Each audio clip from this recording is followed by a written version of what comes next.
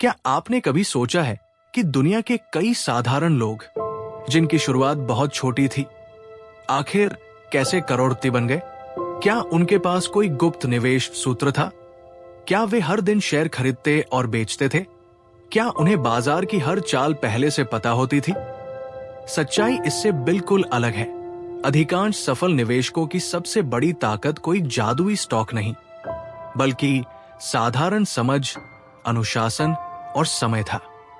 उन्होंने ये समझ लिया कि निवेश में सबसे बड़ा दुश्मन बाजार नहीं, बल्कि हमारी अपनी अधीरता, लालच और डर है। आज की इस ऑडियो बुक शैली यात्रा में हम एक ऐसे निवेश दर्शन को समझेंगे जिसने लाखों लोगों को ये सिखाया कि धन बनाने के लिए हर दिन बाजार को हराना जरूरी नहीं है। जरूरी है सही दिशा में लगातार चलते रहना। ये कहानी है साधारण निवेश की असाधारण शक्ति की। कल्पना कीजिए दो लोगों की।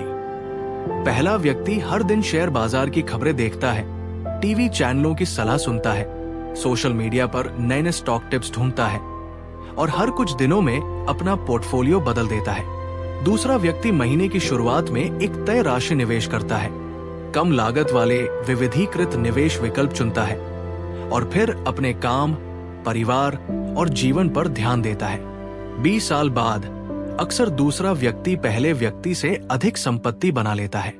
क्यों? क्योंकि निवेश का खेल गति का नहीं, दिशा का खेल है। और सही दिशा वह है जिसमें लागत कम हो, निर्णय सरल हो और समय आपके पक्ष में काम करे। अध्याय 1, निवेश का सबसे बड़ा भ्रम। हम में से अधिकांश लोग निवेश की शुरुआत एक भ्रम के साथ करते हैं। हमें लगता है कि अगर सही समय पर सही शेयर खरीद लिया तो हम जल्दी अमीर बन जाएंगे। लेकिन इतिहास कुछ और कहता है। शेयर बाजार में हजारों कंपनियां होती हैं। हर साल कुछ कंपनियां बहुत अच्छा प्रदर्शन करती हैं, कुछ सामान्य और कुछ पूरी तरह असफल हो जाती है।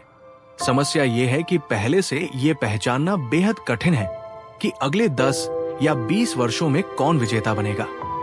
लोग अक्सर पिछले प्रदर्शन को देखकर भविष्य का अनुमान लगाते हैं। अगर कोई फंड या शेयर पिछले 5 वर्षों में शानदार रिटर्न दे चुका है तो हमें लगता है कि आगे भी वही होगा। लेकिन बाजार की वास्तविकता बदलती रहती है। आज की सबसे तेजी से बढ़ती कंपनी कल धीमी हो सकती है। आज का लोकप्रिय सेक्टर कल संघर्ष कर सकता है। इसलिए जो निवेशक लगातार विजेता खोजने की कोशिश करता है वो अक्सर बार बार गलतियां करता है। यहाँ एक महत्वपूर्ण बात समझिए। मान लीजिए एक क्रिकेट टूर्नामेंट में 100 खिलाड़ी हैं। टूर्नामेंट खत्म होने के बाद हम देखते हैं कि कुछ खिलाड़ियों ने शानदार प्रदर्शन किया। अब अगर हम केवल उन्हीं खिलाड़ियों को देखकर कहें कि अगला टूर्नामेंट भी यही जीतेंगे तो ये जरूरी नहीं कि सही हो। निवेश में भी यही होता है। हम परिणाम देखने के बाद कारण गढ़ लेते हैं। यही कारण है कि समझदार निवेशक भविष्य के विजेता खोजने के बजाय पूरे बाजार की वृद्धि का हिस्सा बनने की कोशिश करता है। अध्याय 2, पूरे बाजार का मालिक बनने की सोच। कल्पना कीजिए कि आपको किसी शहर की अर्थव्यवस्था में निवेश करने का अवसर मिले। क्या आप केवल एक दुकान खरीदेंगे या पूरे शहर के व्यापार का छोटा सा हिस्सा लेना पसंद करेंगे? अगर शहर आगे बढ़ेगा, उद्योग बढ़ेंगे, नई कंपनियां आएंगी, लोगों की आय बढ़ेगी तो पूरे शहर का मूल्य भी बढ़ेगा। यही विचार शेयर बाजार पर भी लागू होता है। जब आप केवल एक कंपनी में निवेश करते हैं तो आपका भविष्य उस कंपनी पर निर्भर हो जाता है। लेकिन जब आप कई कंपनियों में एक साथ निवेश करते हैं तो आप किसी एक कंपनी की सफलता या असफलता पर निर्भर नहीं रहते। यही है विविधीकरण, डाइवर्सिफिकेशन की शक्ति। विविधीकरण का अर्थ है कि आपका पैसा अलग अलग कंपनियों, अलग अलग क्षेत्रों और अलग अलग आकार की कंपनियों में फैला हो। इसका सबसे बड़ा लाभ यह है कि यदि कुछ कंपनियां खराब प्रदर्शन करें तब भी अन्य कंपनियां आपके निवेश को संभाल सकती हैं। भारतीय निवेशक के लिए इसे ऐसे समझिए। मान लीजिए आपने केवल एक ऑटो कंपनी में निवेश किया। अगर उस उद्योग में मंदी आ गई तो आपका पोर्टफोलियो बुरी तरह प्रभावित हो सकता है। लेकिन यदि आपके पास बैंक, आईटी, फार्मा, एफएमसीजी, ऊर्जा और इंफ्रास्ट्रक्चर सहित कई क्षेत्रों की कंपनियां हैं, तो जोखिम काफी कम हो जाता है। यानी आप भविष्य की भविष्यवाणी किए बिना भी भविष्य की प्रगति का हिस्सा बन सकते हैं। अध्याय 3, कम लागत क्यों इतनी महत्वपूर्ण है। अब हम उस सिद्धांत पर आते हैं जिसे अधिकांश निवेशक नजरअंदाज कर देते हैं, लागत। बहुत से लोग रिटर्न पर ध्यान देते हैं, लेकिन लागत पर नहीं। मान लीजिए 2 निवेशक हैं, दोनों हर महीने 10,000 रुपए निवेश करते हैं। दोनों को बाजार से लगभग समान रिटर्न मिलता है, लेकिन पहले निवेशक की कुल लागत 0.3% है और दूसरे की 2%।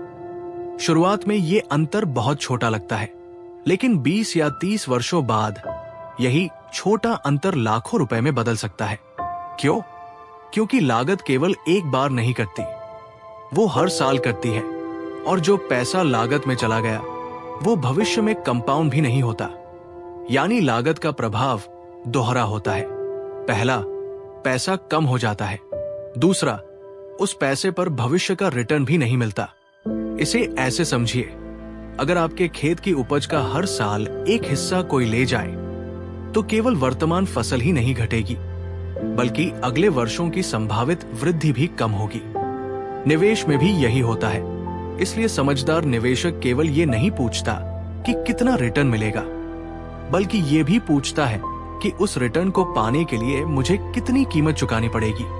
अध्याय 4, कंपाउंडिंग धन निर्माण की वास्तविक मशीन। दुनिया में कुछ शक्तियां ऐसी है जो धीरे धीरे काम करती है, लेकिन समय के साथ चमत्कार जैसी दिखाई देती है। कंपाउंडिंग उनमें से एक है। कंपाउंडिंग का अर्थ है कि आपका रिटर्न भी आगे रिटर्न कमाने लगता है। मान लीजिए आपने 1 लाख रुपए निवेश किए और उस पर 10% रिटर्न मिला।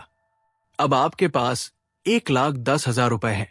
अगले वर्ष 10% केवल मूल 1 लाख पर नहीं, बल्कि पूरे 1,10,000 पर मिलेगा। यानी आपका पैसा अपने लिए काम करना शुरू कर देता है। यही कारण है कि शुरुआती वर्षों में वृद्धि धीमी लगती है, लेकिन बाद के वर्षों में तेजी से बढ़ती है। बहुत से लोग 5 साल में अमीर बनना चाहते हैं, लेकिन धन निर्माण का वास्तविक खेल 15, 20, 25 और 30 वर्षों में दिखाई देता है। मान लीजिए कोई व्यक्ति 25 वर्ष की उम्र में हर महीने 5,000 रुपए निवेश करना शुरू करता है, और दूसरा व्यक्ति 35 वर्ष की उम्र में 10,000 रुपए निवेश करना शुरू करता है। कई बार पहला व्यक्ति कम राशि निवेश करने के बावजूद लंबे समय में अधिक धन बना सकता है, क्योंकि समय कंपाउंडिंग का सबसे बड़ा साथी है। यही कारण है कि निवेश में सबसे अच्छा समय अक्सर आज होता है, क्योंकि हर बीतता हुआ वर्ष केवल समय नहीं ले जाता, बल्कि कंपाउंडिंग का एक अवसर भी ले जाता है। अध्याय 5, बाजार को हराने की कोशिश। अब एक दिलचस्प प्रश्न, क्या पेशेवर निवेशक हमेशा बाजार को हरा देते हैं? बहुत से लोग मानते हैं कि बड़े फंड मैनेजर, विशेषज्ञ और विश्लेषक सामान्य निवेशकों से हमेशा बेहतर प्रदर्शन करते होंगे, लेकिन वास्तविकता यह है कि लंबी अवधि में बहुत कम लोग लगातार बाजार से बेहतर प्रदर्शन कर पाते हैं। कारण सरल है, बाजार में लाखों निवेशक भाग लेते हैं।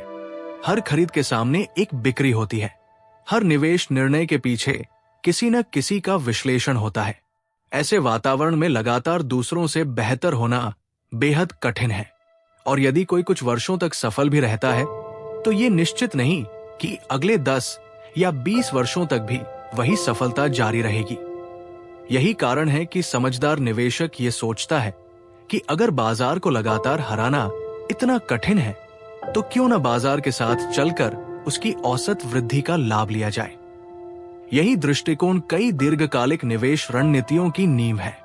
ये रणनीति रोमांचक नहीं लगती, इसमें हर दिन खरीद बिक्री नहीं होती, इसमें टीवी डिबेट का रोमांच नहीं होता, लेकिन अक्सर यही साधारण तरीका लंबे समय में असाधारण परिणाम देता है। और यही इस पूरी निवेश यात्रा का पहला बड़ा सबक है। धन बनाने के लिए हमेशा सबसे तेज दौड़ना जरूरी नहीं, सही दिशा में लगातार चलना कहीं अधिक शक्तिशाली है। अगले भाग में हम समझेंगे कि बाजार में उतार चढ़ाव से कैसे निपटे, सिप क्यों काम करती है, भावनाएं निवेश को कैसे नुकसान पहुंचाती हैं, और एक साधारण व्यक्ति अपने लिए ऐसा पोर्टफोलियो कैसे बना सकता है जो 20-30 वर्षों तक उसका साथ दे। आरकेसी फाइनेंस वेल्थ हब के साथ जुड़े रहिए, क्योंकि वास्तविक धन निर्माण की यात्रा अभी शुरू हुई है। पार्ट 2। स्वागत है आपका हमारी इस निवेश यात्रा के दूसरे भाग में। पहले भाग में हमने समझा कि धन निर्माण का सबसे प्रभावी तरीका अक्सर सबसे साधारण होता है। हमने जाना कि पूरे बाजार की वृद्धि का हिस्सा बनना, लागत कम रखना और समय को अपना साथी बनाना लंबे समय में असाधारण परिणाम दे सकता है। लेकिन एक बड़ा सवाल अभी भी बाकी है। अगर ये रणनीति इतनी सरल है तो फिर अधिकांश लोग इसका पालन क्यों नहीं कर पाते? उत्तर है भावनाएं। निवेश की दुनिया में सबसे बड़ी लड़ाई बाजार से नहीं, बल्कि अपने मन से होती है। अध्याय 6। डर और लालच, निवेश के दो अदृश्य दुश्मन। कल्पना कीजिए कि आपने निवेश शुरू किया है। कुछ महीनों तक सब ठीक चलता है, फिर अचानक बाजार 20% गिर जाता है। टीवी चैनलों पर लाल रंग की स्क्रीन दिखाई देती है। सोशल मीडिया पर लोग लिख रहे हैं कि अब बड़ी मंदी आने वाली है। दोस्त कहते हैं कि सारा पैसा निकाल लो। ऐसे समय में आपका दिमाग क्या करेगा? अधिकांश लोग डर जाते हैं। वे सोचते हैं कि अगर अभी नहीं बेचा तो सब खत्म हो जाएगा। अब दूसरी स्थिति देखिए। बाजार लगातार ऊपर जा रहा है। हर कोई किसी नए शेयर से पैसे कमा रहा है। आपके आसपास के लोग अपनी कमाई के स्क्रीनशॉट दिखा रहे हैं। अब आपका मन कहता है, अगर मैंने अभी निवेश नहीं किया तो मैं पीछे रह जाऊंगा। यही है लालच। डर हमें सबसे गलत समय पर बेचने के लिए मजबूर करता है। लालच हमें सबसे गलत समय पर खरीदने के लिए, यानी अधिकांश लोग महंगा खरीदते हैं और सस्ता बेचते हैं, जबकि सफल निवेशक अक्सर इसका उल्टा करते हैं। अध्याय 7। बाजार का उतार चढ़ाव दुश्मन नहीं, साथी है। बहुत से लोग बाजार की गिरावट को नुकसान मानते हैं, लेकिन लंबी अवधि के निवेशक के लिए गिरावट हमेशा बुरी नहीं होती। मान लीजिए आप हर महीने 5,000 रुपए निवेश करते हैं। यदि बाजार ऊपर है तो आपको कम यूनिट मिलेंगी। यदि बाजार नीचे है तो उसी 5,000 रुपए में अधिक यूनिट मिलेंगी। यानी जब आप नियमित निवेश करते हैं तो गिरावट आपके लिए अधिक हिस्सेदारी खरीदने का अवसर बन जाती है।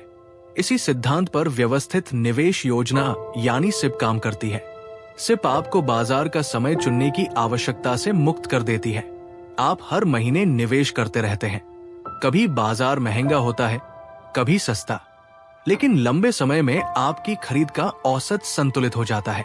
इसे ऐसे समझिए, यदि आप हर महीने गेहूं खरीदते हैं तो कभी कीमत अधिक होगी, कभी कम। लेकिन यदि आपका उद्देश्य वर्षों तक खरीदना है तो हर महीने नियमित खरीद आपको औसत लागत का लाभ देती है। निवेश में भी यही सिद्धांत लागू होता है। अध्याय 8। बाजार को समय देने की गलती। लोग अक्सर पूछते हैं, अभी निवेश करूं या कुछ महीनों बाद? ये प्रश्न सुनने में समझदारी वाला लगता है, लेकिन इसके पीछे एक छिपी हुई समस्या है। यदि आप सही समय का इंतजार करते करते कई साल निकाल दें, तो सबसे बड़ा नुकसान बाजार की गिरावट नहीं, बल्कि समय का नुकसान होगा। मान लीजिए 2 निवेशक हैं। पहला व्यक्ति आज निवेश शुरू करता है, दूसरा व्यक्ति अगले बड़े क्रैश का इंतजार करता है। यदि बाजार कई वर्षों तक ऊपर जाता रहा तो दूसरा व्यक्ति अवसर खो सकता है। याद रखिए, बाजार में समय बिताना बाजार का समय पकड़ने से अधिक महत्वपूर्ण होता है, क्योंकि कंपाउंडिंग केवल निवेशित पैसे पर काम करती है। जो पैसा निवेशित ही नहीं हुआ, उस पर कोई जादू नहीं होता। अध्याय 9। सरल पोर्टफोलियो की ताकत। आजकल निवेश की दुनिया बहुत जटिल दिखाई देती है। हर दिन नया फंड, नया सेक्टर, नई रणनीति, नई सलाह। लोग सोचते हैं कि जितने अधिक निवेश विकल्प होंगे उतना बेहतर होगा, लेकिन अक्सर इसका उल्टा होता है। बहुत अधिक विकल्प निर्णय की थकान पैदा करते हैं। आप बार बार पोर्टफोलियो बदलते हैं, एक फंड बेचकर दूसरा खरीदते हैं, फिर तीसरा, फिर चौथा, और इस प्रक्रिया में समय, ऊर्जा और कई बार पैसा भी नष्ट होता है। एक सरल पोर्टफोलियो के कई लाभ हैं। पहला, इसे समझना आसान होता है। दूसरा, इसे लंबे समय तक बनाए रखना आसान होता है। तीसरा, भावनात्मक निर्णय कम होते हैं। उदाहरण के लिए, कोई निवेशक इक्विटी और गोल्ड का संतुलित मिश्रण रख सकता है, या बड़े, मध्यम और छोटे आकार की कंपनियों का संतुलन बना सकता है। महत्वपूर्ण ये नहीं कि पोर्टफोलियो अत्यधिक जटिल हो, महत्वपूर्ण ये है कि आप उसे कठिन समय में भी बनाए रख सके। अध्याय 10, लागत के छोटे अंतर का बड़ा प्रभाव। आइए एक मानसिक प्रयोग करते हैं। मान लीजिए दो निवेशकों ने 25 वर्षों तक निवेश किया। दोनों को बाजार से समान सकल रिटर्न मिला, लेकिन एक की कुल वार्षिक लागत 0.5% है और दूसरे की 2%। शुरुआत में ये अंतर मामूली लगता है, लेकिन 25 वर्षों में ये अंतर लाखों रुपए का हो सकता है। क्यों? क्योंकि हर वर्ष लागत आपके पोर्टफोलियो का एक हिस्सा कम करती है, और फिर वो कम हुआ हिस्सा आगे कंपाउंड नहीं होता। यानी लागत केवल खर्च नहीं, बल्कि भविष्य के संभावित लाभ का नुकसान भी है। इसलिए समझदार निवेशक अक्सर पूछता है, क्या मैं वास्तव में अतिरिक्त लागत देकर अतिरिक्त मूल्य प्राप्त कर रहा हूं? यदि उत्तर स्पष्ट नहीं है, तो कम लागत वाला विकल्प अधिक प्रभावी हो सकता है। अध्याय 11, धैर्य की परीक्षा। मान लीजिए आपने एक अच्छी निवेश योजना बनाई। हर महीने निवेश शुरू किया। पहले वर्ष रिटर्न अच्छा रहा, दूसरे वर्ष सामान्य, तीसरे वर्ष बाजार गिर गया। अब क्या करेंगे? यही अधिकांश लोग हार मान लेते हैं। वे सोचते हैं कि योजना काम नहीं कर रही, लेकिन वास्तविकता यह है कि अधिकांश सफल निवेश योजनाएं बीच बीच में निराशाजनक दिखती है। इतिहास में कई बार बाजार ने बड़ी गिरावट देखी है, लेकिन लंबे समय में अर्थव्यवस्थाएं बढ़ी हैं, नई कंपनियां बनी हैं, उद्योग विकसित हुए हैं, तकनीक बदली है, उत्पादकता बढ़ी है, और इसी विकास का लाभ लंबे समय तक जुड़े रहने वाले निवेशकों को मिला है। धैर्य का अर्थ केवल इंतजार करना नहीं, धैर्य का अर्थ है सही प्रक्रिया पर विश्वास बनाए रखना। अध्याय 12, अनुशासन बनाम बुद्धिमत्ता। लोग अक्सर सोचते हैं कि निवेश में सफलता के लिए बहुत अधिक बुद्धिमान होना आवश्यक है, लेकिन व्यवहार में अनुशासन कई बार बुद्धिमत्ता से अधिक महत्वपूर्ण होता है। मान लीजिए एक अत्यंत बुद्धिमान व्यक्ति हर वर्ष अपनी रणनीति बदलता है, और दूसरा सामान्य व्यक्ति 20 वर्षों तक नियमित निवेश करता रहता है। कई बार दूसरा व्यक्ति बेहतर परिणाम प्राप्त कर सकता है, क्योंकि निवेश में बार बार सही निर्णय लेने से अधिक महत्वपूर्ण है बार बार गलत निर्णयों से बचना। यही कारण है कि स्वचालित निवेश, सिप और पूर्व निर्धारित परिसंपत्ति आवंटन जैसी रणनीतियां प्रभावी होती है। वे हमें हमारी भावनाओं से बचाती है। अध्याय 13, सफलता का वास्तविक सूत्र। अब तक हमने जिन सिद्धांतों को समझा, उन्हें एक सरल सूत्र में बदल सकते हैं। कम लागत, व्यापक विविधीकरण, नियमित निवेश, लंबी अवधि, भावनात्मक नियंत्रण और अनुशासन। ये सुनने में साधारण लगता है, लेकिन वास्तविक जीवन में यही सबसे कठिन काम है, क्योंकि हमारा मन हमेशा कुछ नया, कुछ तेज और कुछ रोमांचक चाहता है, जबकि धन निर्माण अक्सर उबाऊ, नियमित और शांत प्रक्रिया होती है। याद रखिए, सबसे अच्छा निवेशक वो नहीं जो हर साल सबसे अधिक रिटर्न कमाए। सबसे अच्छा निवेशक वह है जो दशकों तक निवेशित रह सके। और यही इस भाग का सबसे बड़ा संदेश है। बाजार की अस्थिरता अस्थायी है, लेकिन सही आदतों का प्रभाव स्थायी हो सकता है। यही पर पाठ 2 समाप्त होता है। अगले भाग में हम समझेंगे कि एक सामान्य भारतीय निवेशक अपने लिए दीर्घकालिक पोर्टफोलियो कैसे बना सकता है, एसेट एलोकेशन क्यों रिटर्न से भी अधिक महत्वपूर्ण हो सकता है, और वे 10 निवेश नियम कौन से हैं जो जीवन भर आपका मार्गदर्शन कर सकते हैं। पार्ट 3। स्वागत है आपका हमारी इस निवेश यात्रा के तीसरे भाग में। अब तक हमने समझा कि निवेश में सफलता का आधार है कम लागत, व्यापक विविधीकरण, नियमित निवेश, धैर्य और अनुशासन। लेकिन अब एक महत्वपूर्ण प्रश्न आता है, अगर कोई सामान्य भारतीय निवेशक आज से शुरुआत करना चाहे तो वो अपना पोर्टफोलियो कैसे बनाए? यहीं से वास्तविक निवेश योजना शुरू होती है। अध्याय 14, एसेट एलोकेशन, पोर्टफोलियो की नींव। अधिकांश लोग निवेश करते समय सबसे पहले ये पूछते हैं कि कौन सा शेयर खरीदे, कौन सा म्यूचुअल फंड चुने या कौन सा सेक्टर आगे बढ़ेगा। लेकिन अनुभवी निवेशकों का पहला प्रश्न अलग होता है। वे पूछते हैं, मेरा पैसा किन किन परिसंपत्तियों एसेट्स में कितना होना चाहिए। इसे ही एसेट एलोकेशन कहा जाता है।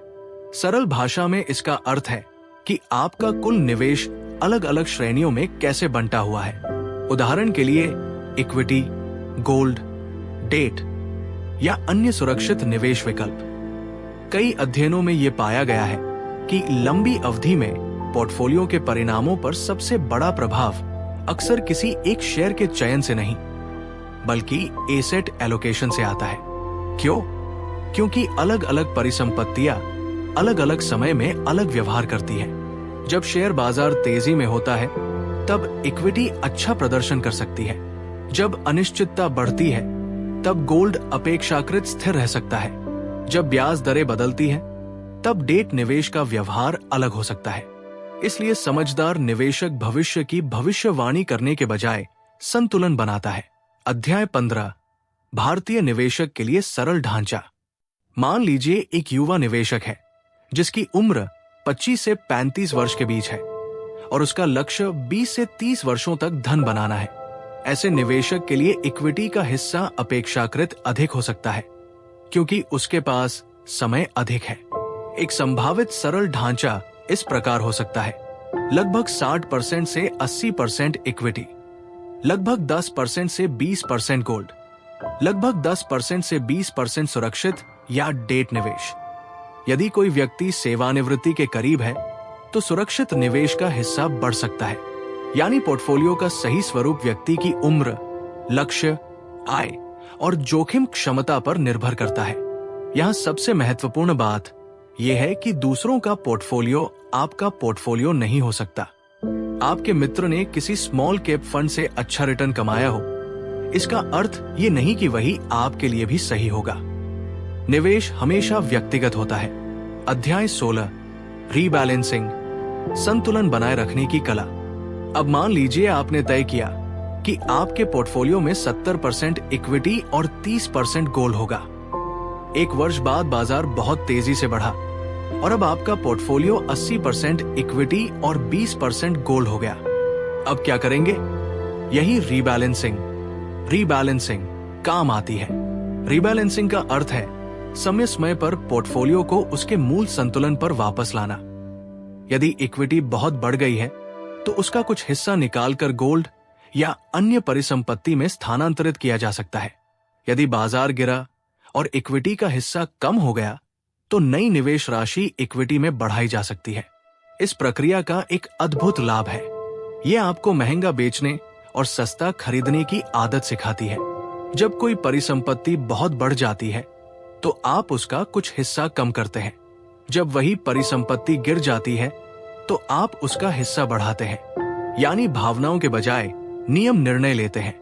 अध्याय 17, सक्रिय बनाम निष्क्रिय निवेश।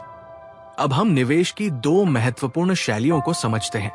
पहली है सक्रिय निवेश, एक्टिव इन्वेस्टिंग। इसमें कोई व्यक्ति या फंड मैनेजर लगातार कंपनियां चुनता है, खरीदता है, बेचता है और बाजार से बेहतर प्रदर्शन करने की कोशिश करता है। दूसरी है निष्क्रिय निवेश, पैसिव इन्वेस्टिंग। इसमें लक्ष्य बाजार को हराना नहीं बल्कि बाजार की समग्र वृद्धि का हिस्सा बनना होता है। निष्क्रिय निवेश का सबसे बड़ा लाभ है सरलता, कम निर्णय, कम लेन देन, कम लागत और लंबे समय तक योजना पर टिके रहने की अधिक संभावना। यही कारण है कि दुनिया भर में धीरे धीरे कम लागत वाले व्यापक बाजार आधारित निवेश विकल्पों की लोकप्रियता बढ़ी है। अध्याय 18, निवेश में सबसे महंगी गलती। लोग सोचते हैं कि सबसे बड़ी गलती गलत शेयर खरीदना है, लेकिन कई बार सबसे महंगी गलती होती है बार बार रणनीति बदलना। कल्पना कीजिए कि आपने एक अच्छी योजना बनाई। 6 महीने बाद किसी ने कहा कि नया फंड बेहतर है, आपने बदल दिया। फिर किसी ने कहा कि अब स्मॉल कैप का समय है, फिर बदल दिया। फिर किसी ने कहा कि गोल्ड खरीदो, फिर बदल दिया। इस प्रक्रिया में आप केवल निवेश नहीं बदलते, आप कंपाउंडिंग की निरंतरता तोड़ देते हैं। हर नई शुरुआत पुराने समय को शून्य नहीं करती, लेकिन आपके अनुशासन को कमजोर कर सकती है। याद रखिए, अच्छी योजना को पर्याप्त समय देना आवश्यक है। हर मौसम में पौधा नहीं उखाड़ा जाता, उसे बढ़ने दिया जाता है। निवेश भी वैसा ही है। अध्याय 19, 10 निवेश नियम जो जीवन भर काम आ सकते हैं। अब तक की पूरी यात्रा को हम 10 सरल नियमों में बदल सकते हैं। पहला नियम, निवेश जल्दी शुरू करें। समय आपका सबसे बड़ा सहयोगी है। दूसरा नियम, नियमित निवेश करें, चाहे राशि छोटी ही क्यों न हो। तीसरा नियम, लागत कम रखें। चौथा नियम, विविधीकरण बनाए रखें। पांचवा नियम, किसी एक शेयर या सेक्टर पर अत्यधिक निर्भर न हो। छठा नियम, बाजार की भविष्यवाणी करने की कोशिश कम करें। सातवां नियम, गिरावट के समय घबराकर निर्णय न लें। आठवां नियम, समय पर पोर्टफोलियो का संतुलन जांचें। नौवां नियम, दूसरों की सफलता देखकर अपनी योजना न बदलें। 10वां नियम, निवेश को लंबी अवधि की प्रक्रिया माने, न कि जल्दी अमीर बनने का साधन। यदि कोई व्यक्ति केवल इन 10 नियमों का ईमानदारी से पालन कर ले, तो उसके वित्तीय जीवन में बड़ा अंतर आ सकता है। अध्याय 20, वास्तविक धन की परिभाषा। बहुत से लोग धन को केवल बैंक बैलेंस से जोड़ते हैं, लेकिन वास्तविक धन केवल पैसा नहीं है। वास्तविक धन है विकल्प, चॉइसेस। जब आपके पास पर्याप्त निवेश होता है, तो आपके पास विकल्प होते हैं। आप अपनी पसंद का काम चुन सकते हैं, अपने परिवार के साथ अधिक समय बिता सकते हैं, बच्चों की शिक्षा की योजना बना सकते हैं, आपातकाल का सामना कर सकते हैं और भविष्य को लेकर कम चिंता कर सकते हैं। यानी निवेश केवल रिटर्न कमाने का साधन नहीं, बल्कि स्वतंत्रता बनाने का साधन है। यदि ये ऑडियो बुक समरी आपके लिए उपयोगी रही हो, तो इसे अपने परिवार और दोस्तों के साथ साझा करें, ताकि अधिक से अधिक लोग समझदारी से निवेश करना सीख सकें। हमारे channel RKC finance wealth hub को सब्सक्राइब करना न भूलें, जहां हम ऐसी ही वित्तीय पुस्तकों की आसान Hindi summary, mutual funds, SIP, wealth creation और लॉन्ग टर्म इन्वेस्टिंग से जुड़ी उपयोगी जानकारी लेकर आते हैं। फिर मिलेंगे एक नई फाइनेंशियल ऑडियो बुक समरी के साथ। धन्यवाद।